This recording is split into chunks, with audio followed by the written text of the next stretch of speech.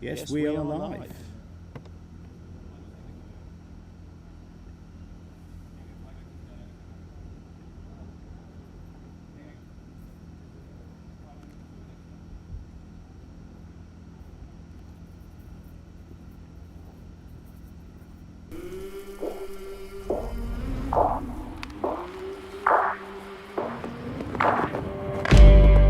It's an amazing race. I mean, we always say it's like coming back to Antigua is like coming back to family, right? The fleet is stacked from the top all the way through to the bottom, through the Zero fleet and the IRC1 fleet. I mean, it's just competitive the whole way through.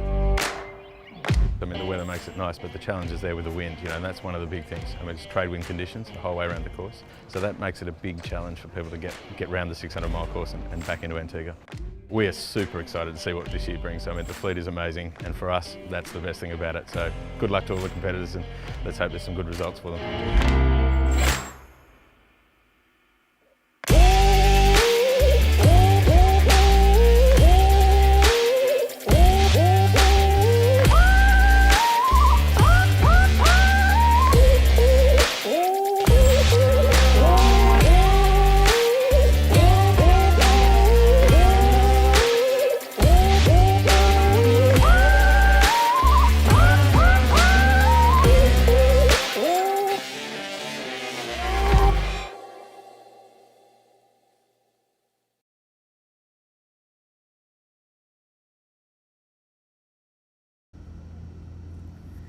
Well, welcome to the 13th edition of the RORC Caribbean 600, live from the Pillars of Hercules, high above the spectacular fleet about to start this amazing race. Starting and finishing in Antigua, it's a proper Grand Prix non-stop course around 11 Caribbean islands. The Royal Ocean Racing Club's classic Caribbean 600 miler is going to start at 1100 AST, that's 1500 UTC. I'm Louis Habib, and with me is Lucy Jackson, who will be co-commentating. Welcome, Lucy. Yeah, nice to be here, Louis. It's good to be on the start, watching this great race start again.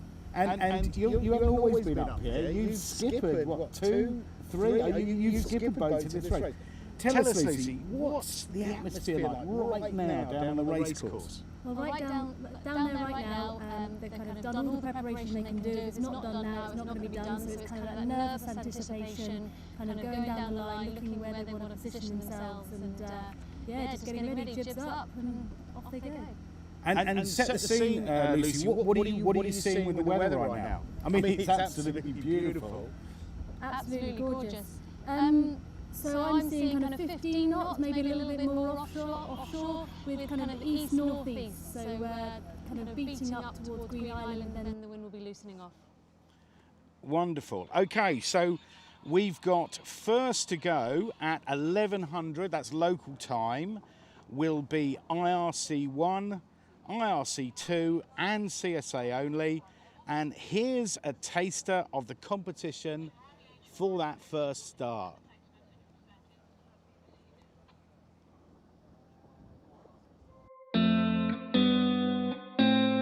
This is our first 600, so we have no massive expectations. It's a tricky race with lots going on. From my perspective as skipper, the most difficult thing is probably crew management and pacing the race. In terms of driving the boat hard, I have absolute faith in the crew. There's some very strong boats in the class. Scarlet Oyster, great crew. We're really strong on the Transatlantic, came second. So clearly they're a boat to watch out for.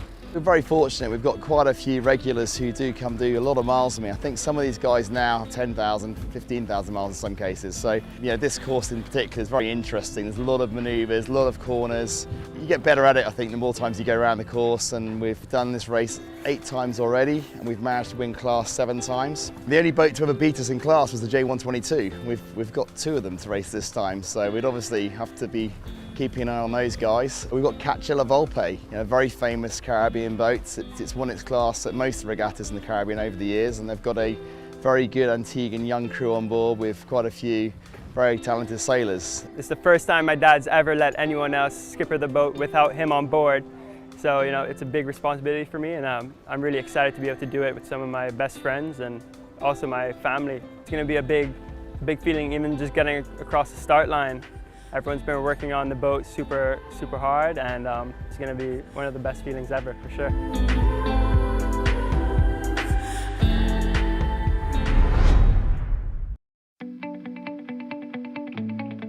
I made a massive effort to get sunrise here because I think this is one of the RORC's greatest races, and I have watched with envy the fleet starting in beautiful conditions in this beautiful place for a number of years. And also I want to build on 2021.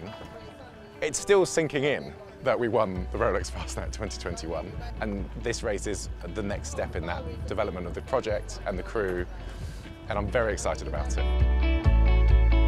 For each race, I hope the same thing.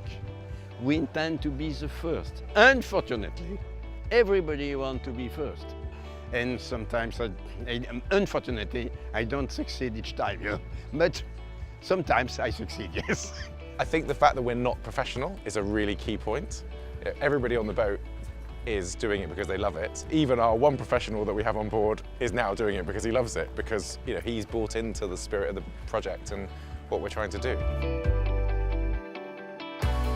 25 knots, boat is very fast, But mainly you need a crew, because without a good crew, you do nothing. Every time you start one of these races, you come with a clean sheet of paper. And this even more so for us, because I have no idea where we're going. I don't know what the course is. I've never been sailed out of Europe. And therefore I really am excited about this new adventure that we're having. No higher than that, just there. Put that outside, voice. Yeah, good. Yeah, there we go. You're on. Well, we hope you liked that little teaser, and we are now just a few minutes away from start one of the RORC Caribbean 600, and to go are 9 boats in IRC 1, 12 boats in IRC 2, and 1 boat racing CSA only. 22 boats in the first start. To put that into context, the first edition of this race in 2009, the whole race was 17 boats. So that just shows how it's grown, and the fact that the RORC Caribbean 600 has become a bucket list race. Lucy, we're starting to see the boats compressing on the starting area. Quite a short start line as well, Lucy. What are you feeling? Oh, it definitely is. I can feel the nerves just watching it. But yeah, the boats are kind of middle of the line at the moment, kind of all gathering around in the middle, probably 20 boat lengths back, but there's a good little tussle going on there already. Yeah, we're about 45 seconds away from Blue Peter down, so that's going to be 140 from the start right now. And I'm seeing a little bit more contours on the water. I think we've had a little bit of an increase in breeze, yeah, I think Lucy. that's probably fair. Scarlet Oyster's in there, kind of tussling to be one of the inside boats, and Hermes, the Pogo, is just coming in underneath them. Everyone's vying to get that perfect position, or the best one they can. Yeah, and I think with the start line further in than we've seen it before, to try and get to that lifting pressure on the shore, Lucy, is going to be a bit more competitive, isn't it? Well, yeah, because they can potentially get a really nice wind bend coming in close to the shore and get a really nice lift out in the cliffs. So it'll be interesting. Okay, that's 1 minute to go. Talk us through the start, Lucy. Well, what I can see is I think Sunrise actually is one of the further boats out, and they've just tacked just to windward of this little pack that's kind of inshore. First boats are starting to duck down where they might have got it a bit early. Yep. And Scarlet looks like they're lining up now, kind of wanting to power up, not far for them to go. Yeah, on starboard as well, Scarlet.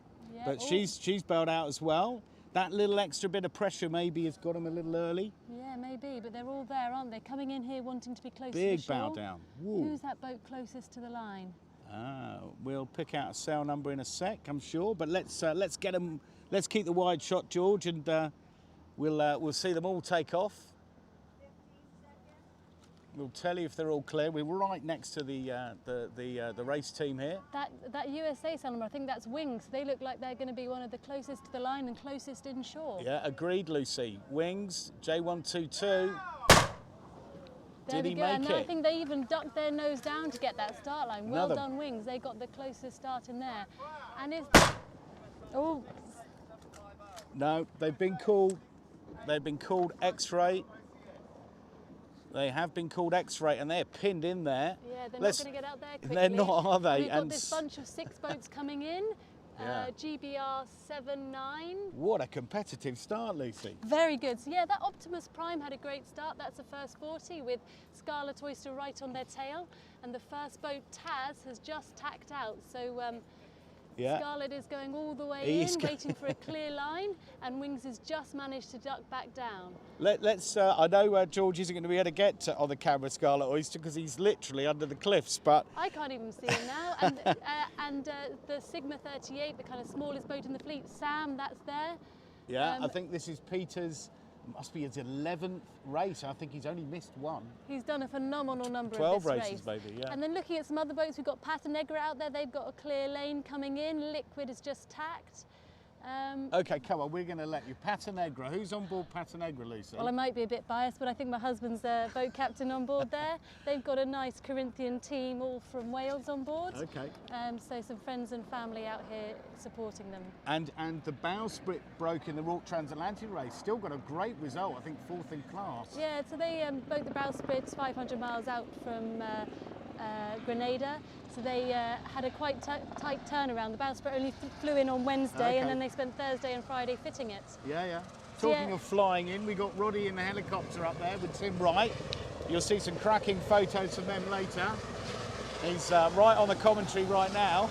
Yeah, you can't hear us. Taking a few crowd shots. If you're up on the hill watching this, give Roddy a wave. Okay, so I'll try and talk over the din of the chopper, but that is IRC1, IRC2 and CSA only, all the way, and not clear. We unfortunately had J122 Wings having to return. However, they have now restarted, so they're back going again. I think that's them just going off. Copy that. Wings, the local boat, seem to be doing really well. One of the first boats out there on a nice lift, and so does Taz. So you've kind of got Hermes, the furthest offshore, and then Taz, then Liquid, so 3 boats kind of all leading the fleet, and then more under the cliff that we can't see. Yeah, and you know this start, Lucy. What are you talking about when you're talking about getting that lift? Let's talk about Taz. Bernie Evan won, done every race, knows these waters. What has he just done? So the wind bends around the cliff, and if you kind of get in close enough, then you can get a really, really big lift, which obviously just means you're sailing less distance, and that's always an advantage. Also, close into the shore, you've got less current. As soon the water here off Antigua gets deep very quickly, and so the deeper the water, the more current you've got. So the closer you are, you can probably have 1 knot less current against you, and that makes a huge difference. Yeah, but there's no such thing as a free lunch. When you're coming back out, you're coming out on port, and you have no rights. Exactly, yes. And it's trying to pick the lanes. They'll be coming in, and they'll be trying to pick that gap against the boats still coming in on starboard, so they can weave their way through. And yeah. Okay, I'll tell you what. We're going to just have a little focus on the next start, and that will be IRC 0 and Class 40, 28 boats in total. And we're just going to show you a couple of pre-recorded videos of the people that are involved in this. Let's kick you off with which one do you want to go for? 0, Lucy, or do you want to have? Yeah, let's go 0. Let's go 0. Why not?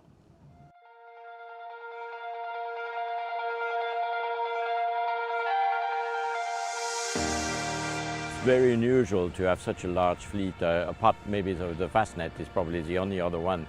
Very, very competitive boat. I mean, of course, you got Comanche, but you got also TP52s like Tara. So you have a big range of boats, and the fight is going to be really tough. Sailing in paradise. That's all needed to say. It's a lovely place to be. It's a great crew. We're a bunch of sort of semi-grumpy old men, and we're having fun, and I think that's the most important part. You know, on the one hand, you're racing through paradise, right? But on the other hand, with the twists and turns, tough race for the navigator, so that's a real challenge for me. Such an interesting, complicated race course, despite the fact that the breeze is always between 80 and 130. It's a little different every single time, and that's what's really fun. I think the composition of the fleet is super attractive because you've got the high-end Grand Prix boats along with charters and pay-to-play boats. And that represents what's great about the sport, is everybody getting together on the same race course, and having a go. I think that's one of the great things about the race. Everybody's got a chance.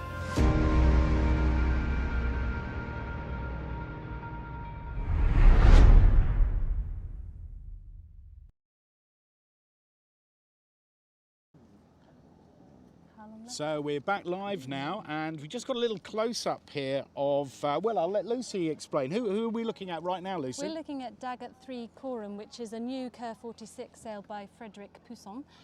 Nice recognisable green hull there, but they came third overall in the 2021 Rolex Middle Sea race. So a highly experienced crew, and they'll be trying to do their best out here on this course. Yeah, they came very close to winning that Rolex Middle Sea race, and they're up against Tonnerre de Glen, another Kerr 46, a little bit older. That's Dominic Tian, a nice little dust up between the French. And George, if you just pan to the left, you can see a blue hull boat, and that is Tonnerre de Glen, and Dominic Tian and his team that are from, oh, I beg your pardon, that isn't Dominic Tian, that's a USA number, beg your pardon. But why don't we go on that one? Lucy, I'm gonna drop you right in it now. That is, I think, you're right. Lucy, you are on fire. Warrior 1. So, shall I lead you in? It's a Pack 52, designed by Udall Vrolic, and this boat won its class in the Transpac. Yeah, it did. It has a cracking crew, including Stu Bannatyne from New Zealand and Canada's Rich Clark, and owned by Christopher Sheehan. Yeah, and Christopher's told me they plan to do the Rolex Fastnet race with this boat and the RORC transatlantic race. So they're going to bring that boat to Europe, and they're going to race it back. Excellent. Yeah. Well, they quite a few boats here had a bit of a close call in getting to Antigua. So they were planning to ship down from Newport, and then ended up having to sail her down last minute. Wow. So they got here on Monday. What, from I think. Newport? Yeah. I mean, that's what, 2,000 miles nearly. Yeah. Yeah, fantastic. So yeah, George, he's done this before. Look, he's gone straight to the big pan. Now this start is a combined start IRC 0 and Class 4. It's 28 boats. That's quite a short start line for 28 boats of that size, isn't it? It is, when they all want to be in the same place. Yeah, they'll all be kind of vying for the same thing. However, at the moment they're a bit more spaced out. They're kind of reaching backwards and forwards across the start line. No one's trying to get in each other's way too much. And yeah, still out quite a long way out by the pin. Yeah, okay. As I said, we've got 9 Class 40s in this race, and we are going to have George, why don't we have a look? There's a boat with almost like a dragon's tail on it, 54 you can see on the hull. He's done this before, George, I'm telling you, he's done this before. If you've been watching these Gucci videos, George has been editing them. He did about 6 yesterday. And here we have Mike Hennessy's Dragon, and this is an Owen Clark design. It dates right back, it's about 2008, but this boat's been pimped. I think Mike said about the only thing that's left on this boat that's original is the hull. So he's been working on this boat for a long time, and he has a co-skipper who is a young girl from, I believe she's from New York as well, as Mike, and Cole Brower. Yeah, no, she had a nice interview the other day, but hasn't this the most successful American Class 40 sailor ever? He's kind of won the Bermuda 1-to-1 and the Miami to Havana race and the Marblehead to Halifax. So he's done a lot of different races and been quite successful. Yeah. Okay, that's 1 minute to the start of IRC 0 and Class 40s. So we've got a couple of boats diving back down from the start line, not wanting to be too close. What's that little red boat there? We'll come back to that, Lucy. Just go for the big picture here. I mean, this is seriously competitive, this start. Oh, definitely, yeah.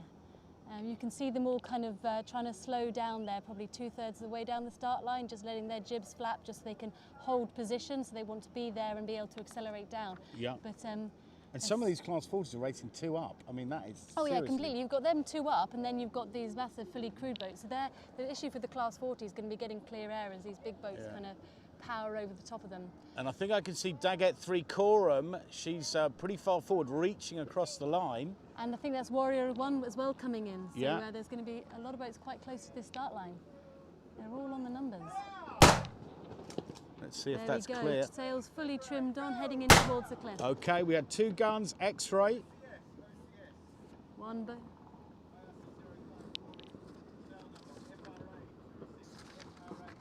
So that was FRA 26 was over. So that's one of the oldest Class 40s racing here today. That's Selma Racing Academy. Let's see how quickly they can get back behind the line. Yeah, Polish team, and we wish them well. Looks like they've got a fairly good get out. What do you think, Lucy? Yeah, they've managed to get out of there okay. So we've got... Who's had a good start there, Lucy? Well, Who the do you like? closest boat into the shore, which we now can't see, is that Warrior 1 that we were just talking about. And then that looks like you've got the Swan 82 coming in there, yeah, White Rhino, and a couple of other boats. So that's a new boat to the owner now. He previously had a Swan 60, but a couple of them had a clean start. Some of them are struggling now in the second row. Yeah, a good start from White Rhino. They do a lot of Bermuda Newport races, and the owner is Todd Stewart, and he comes from Key West in Florida. Who else did you like, Lucy? Who else do I like? Oh, I like all of these boats. They're very pretty. I'd race on any of them. I noticed a few of the Class 40s have not bothered going inshore. They're not getting in the fight inshore. They're staying outside. Well, a lot of that comes down to clean air. They can't do the manoeuvres as quick as the fully crewed boats, and so it's probably quite a sensible manoeuvre just to be able to get off the start line, have clear air, and not be struggling. Look at that poor little Class 40 there. They've got loads of dirty air, and they're going to struggle for a while to get some clear air. And it's not the best point of sail upwind for a Class 40. They're not going to be that quick, are they? No, no. Okay, wow, that was a seriously competitive start, and I can see the choppers down there taking some great shots from behind the boats, I hasten to add. Well, he doesn't want to interfere with their wind, so he'd be very, very unpopular if it started to give them disturbance in their first couple of minutes of racing. Yeah, and I've got to give a shout out in that start to Privateer, overall winner in 2013, Ronald Hanley's Cookson 50, second overall in 2018, and they sailed the boat all the way down from Florida. Mm-hmm. I think they had a pretty good start, actually. I think they were one of those inboard boats just below the White Rhino. I think they were right there. Okay, that's cool. That's cool. Well, what have we got? We've got just under 8 minutes, or 7.5 minutes till the next start. Let's have another little shout out. We had Jonas Grander there on our little edit video. But the one I'm going to pick out is Finimo, the Class 40, Herv Thomas. Which is a black hull. I'm not sure how good a start they had, but that boat has got Quito de Pavon on, the Vendée Globe sailor, doing his third race. And also we've got Irishman Adrian Lee, who won the first Caribbean 600 overall, and he's doing his sixth race on his Swan 60 Lee Overlay partners, and he's got his twin kids on board, Dasha and Alexander, and he bought the boat to teach them how to sail offshore. And you've got a couple of little nippers. It's important that we get people without grey hairs on these boats, isn't it? It is, yeah. I think it's lovely when if you can learn to race on a Swan 60. That's a nice entry into sailing, isn't it? But no, my little people are loving being on the water. The yacht club here in Antigua is great for that, getting them out on the dinghies. But it won't be long till they're saying, "Daddy, can I get out and do the RORC 600?" Oh, that's great. That's great to hear, Lucy. Well, we've just had a pelican fly down the course. I don't know whether that came up on the screen. But we're now getting into the land of the giants, the next start, which is in just over 7 minutes. At 11:20 will be IRC Super Zero, start 3. And let's get George to just focus in. I don't know if you can see Scorpios, George. It's fairly difficult to pick out. Go on, right in there, George. Let's see, I bet you any money you like. So they still haven't got their jib up, and obviously we're now less than 10 minutes out from their start, 6 minutes. But did you hear about their delivery here? No. They did 3,120 miles from Puerto Calero, Lanzarote to Antigua in 6 days and 7 hours. That is not a typo. That's over 20 knots average. Wow, that's good for a monohull, isn't it? But that's just phenomenal speed. Yeah, amazing thing. Yeah. And George, we've got other boats here as well. You can't just focus on them all the time. Come on. Now we've got Monaco 100 here. Leopard. You see that one? I'm sorry to our Danish viewers. I know that was Trifork. Oh, sorry, Ambersail, beg your pardon. So Leopard won the first edition of the race, didn't she, back in 2009? Yeah, George has nearly got her in picture now. And yes, Far 100, Leopard. And it's got another crack crew on. And I tell you what I like about Leopard is on there is Guillermo Altadil and his son's on Comanche.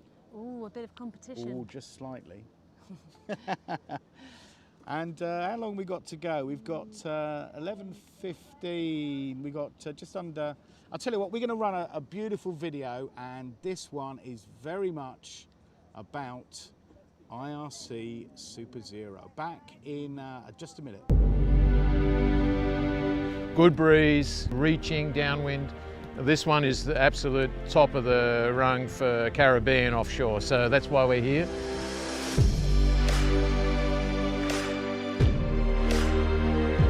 Yeah, the boat is super powerful, near 60 meters mass with a mainsail of 650 square meters. Jibs are very big, front sails are huge. As soon as you are powerful and you are fast, everything is fun. Our main competition is of course the other Volvo 70s. There's 6 other boats on the starting line, so that's the ones who we want to beat. But of course, you can have a crack at the overall as well, you never know. To make foils we need to have a lighter boat. So we're starting up to lighten up the boat, so we around 2 tons out of the boat. And then install water ballast in the side to have the same riding moment as the Volvo 70. Upgraded everything we could do. Still some tweaks we can play with, and we're expecting we're doing these maybe 10-15% faster than top speed when there was a 70. The quality of the fleet is outstanding, and you know, of course our main rival Scorpius, we've only lined up against them once, but really looking forward to this one. The record that Rambler did in 2018, I think both for Comanche and for us the record is possible. It's going to be very difficult, but we are aiming to have a fast race, no?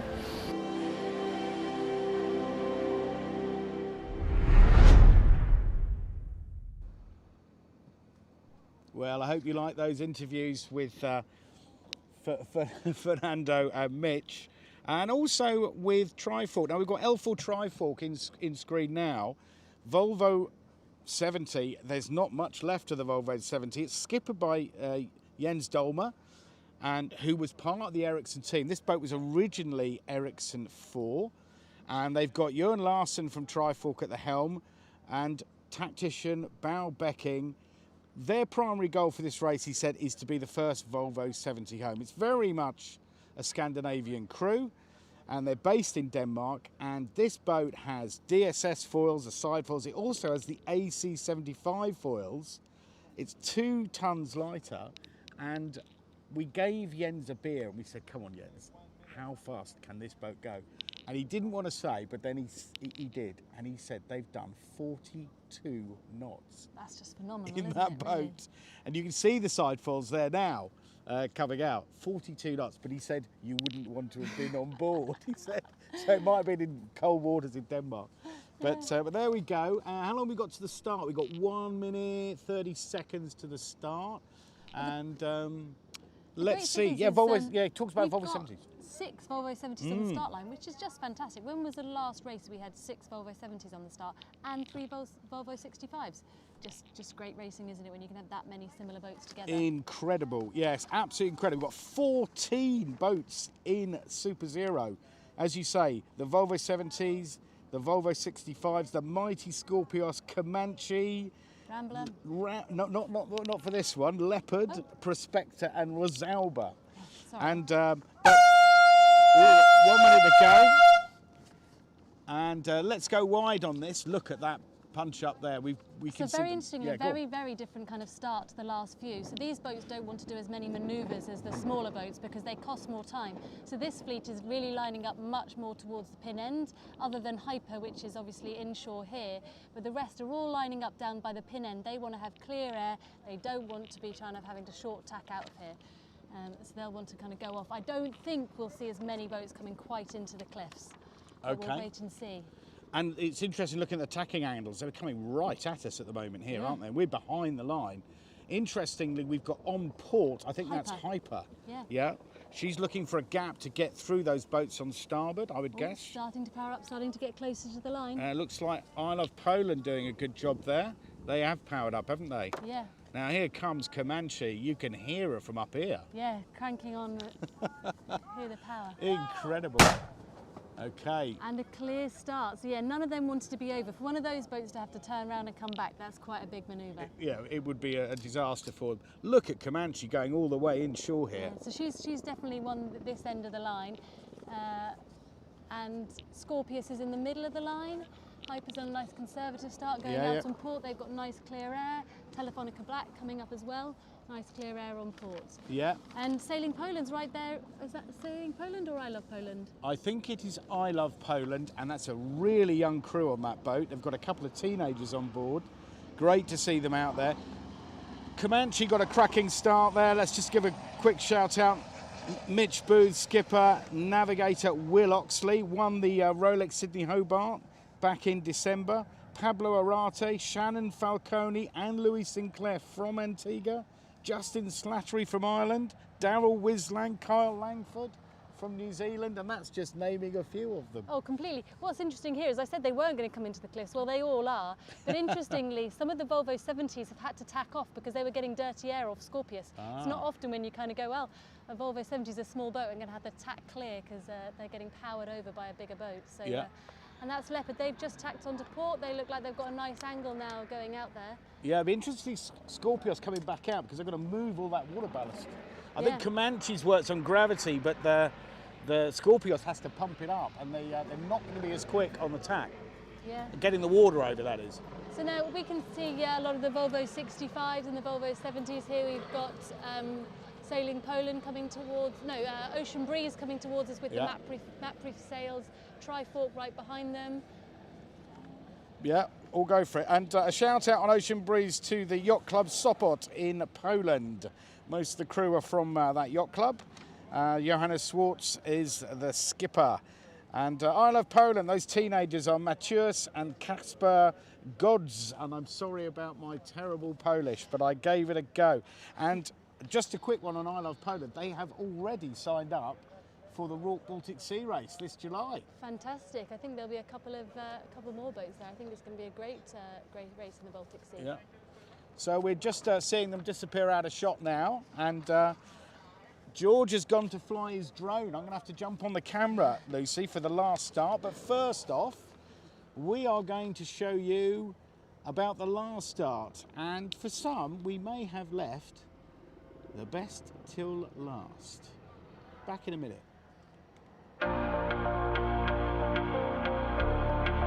It's a fantastic course because there is many islands to go around, and it's very tricky, and there is wind normally. And most important, there is power play and Argo.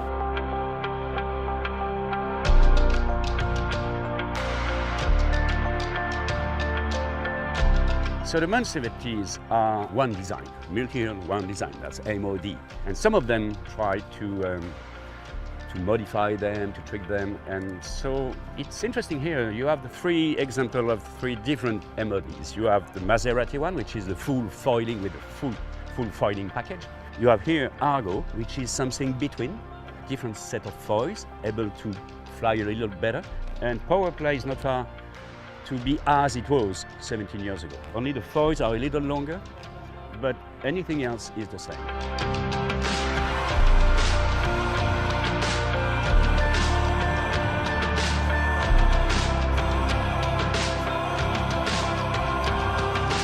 I mean, last time we did it, we got up there with Argo, and then we saw this tiny, tiny little dot on the horizon, and the dot got closer and closer and closer and closer and closer, and then went by us, and this Maserati came from like 25 miles behind, and you could do nothing.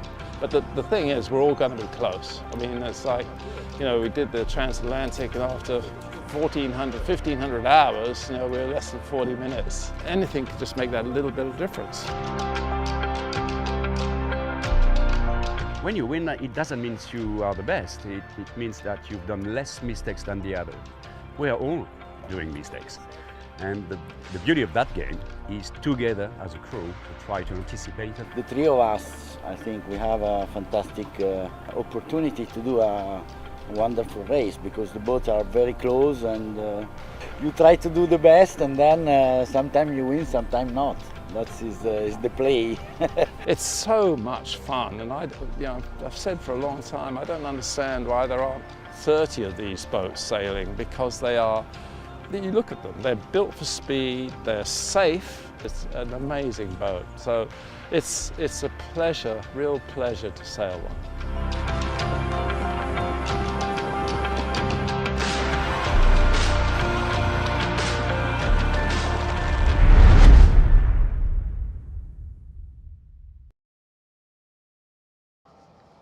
Well, welcome back to the RORC Caribbean 600, and we are just under 5 minutes away, nearly 4 minutes away from the last start of the race, which will be the Mokra start. We've got 10 multi-hulls.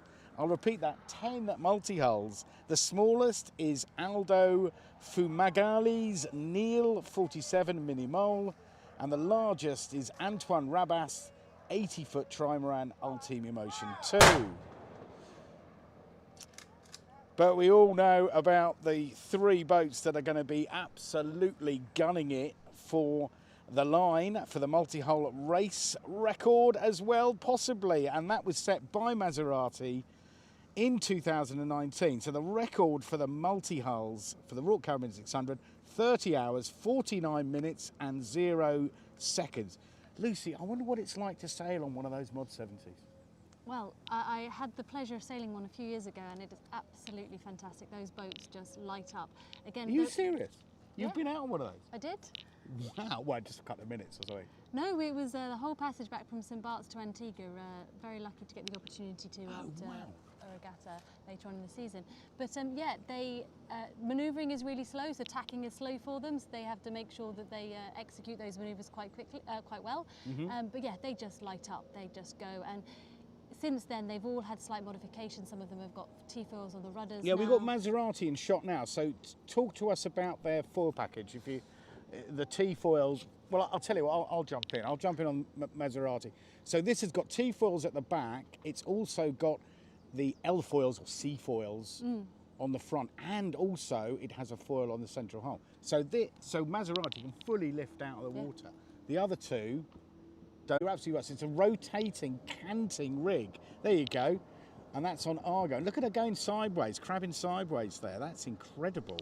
So kind of we've seen the progression through the starts. The smallest boats start really close to the line, and these boats are all miles away because they just want to kind of, at a minute to go, kind of power up and get full speed up towards the line. Okay.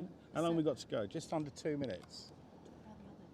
Yeah. So, George, there were 10 multi-hulls in this race. You've got a nice shot here of Antoine Rabast's Ultima Motion 2, the red hulls. Let's have a look at that. So that's an 80-footer.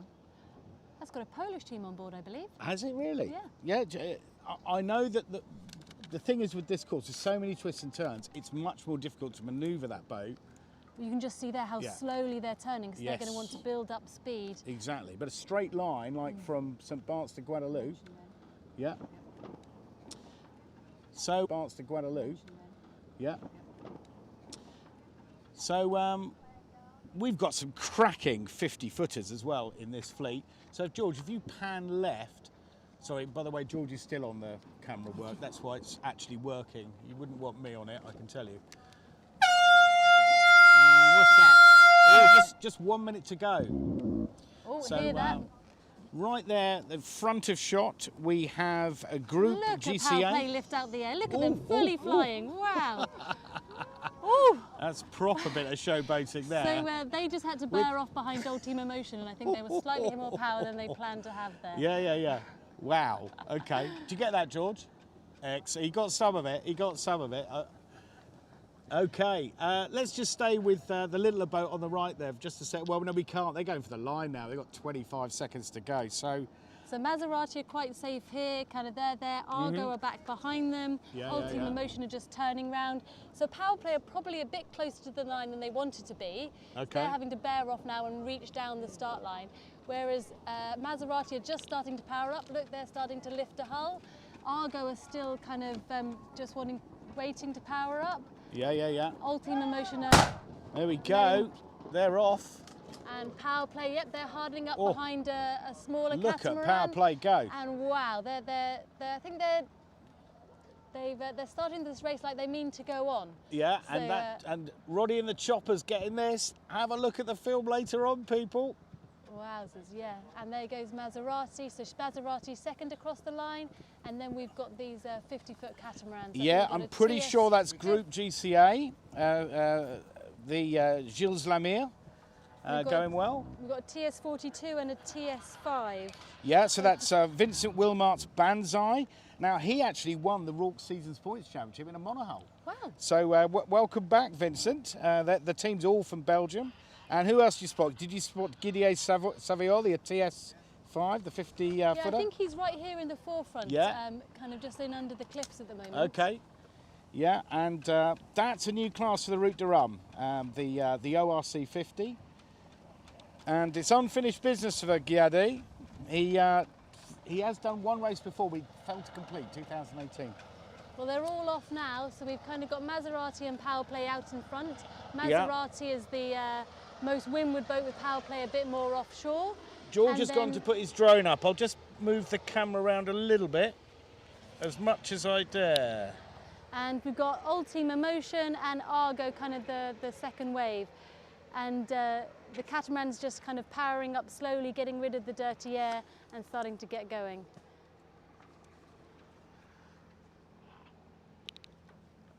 And that was amazing.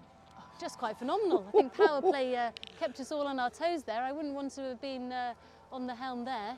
So they have a foot pedal on the Mod 70s. So if they start to get too powered up, they can just push a pedal and it lets the traveller go down. Okay, and depowers that main. Okay, Lucy, thank you so much. It's been great sitting here with you, and I know you've taken time away from the kids. And you've now got your husband away for 2 or 3 days. Are you going to be hitting the beach a bit? Oh, I hope so. The beach, the pool. Yeah, we'll have a nice relaxed couple of days, but we'll be following them all closely as they go around the racecourse. Absolutely. And you at home can follow them closely as well.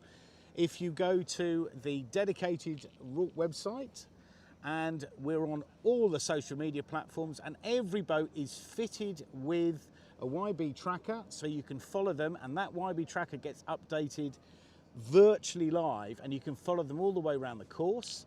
And we're hoping to get some pictures and videos and chats with the teams as they go round. So I'm going to just play you out with the exit video, and right at the end of there you'll see all of the ways you can follow the RORC Caribbean 600. Thank you very much for watching.